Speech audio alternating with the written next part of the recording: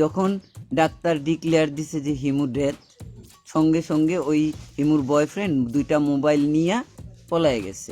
অভিনেত্রী হুমায়রা হিমুর আত্মহত্যা প্ররোচনার মামলায় হিমুর বন্ধু মোহাম্মদ জিয়াউদ্দিন রুফিকে কারাগারে পাঠানো হয়েছে। শনিবার তাকে কারাগারে পাঠানোর নির্দেশ দেন আদালত। দর্শক, মামলার তদন্ত শেষ না হওয়া পর্যন্ত তাকে কারাগারে আটক রাখার আবেদন করেন মামলার তদন্ত কর্মকর্তা উত্তরা পশ্চিম থানার উপপরিদর্শক সাব্বির হোসেন। ওরফে রুফি ওরফে ওরফিজিয়া।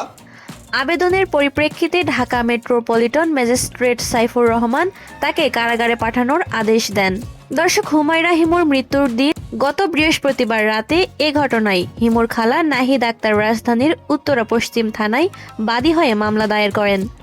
মামলায় তিনি অভিযোগ করেন, জিয়াউদ্দিন রুফি হিমুর বয়ফ্রেন্ড। 6 মাস আগে থেকে তিনি নিয়মিত হিমুর বাসায় যাতায়াত এবং মাঝে মধ্যে রাত্রি যাপন করতেন। 1 নভেম্বর রুফির মোবাইল নম্বর এবং ভিগো লাইভ আইডি ব্লক করে দেন হিমু। জানা যায় বিষয়টি নিয়ে উভয়ের মধ্যে ঝামেলা হয়।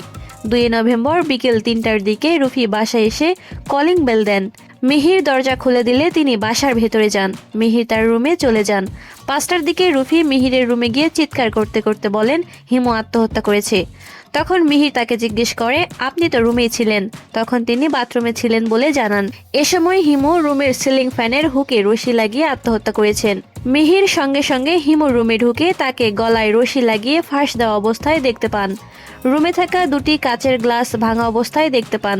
তাৎক্ষণিকভাবে তারা দুজন হিমুকে উত্তর আধুনিক মেডিকেল কলেজ হাসপাতালে নিয়ে গেলে চিকিৎসক মৃত ঘোষণা করেন। তখন রুফি হিমুর ব্যবহৃত মোবাইল ফোন 2টি কৌশলে নিয়ে চলে যান।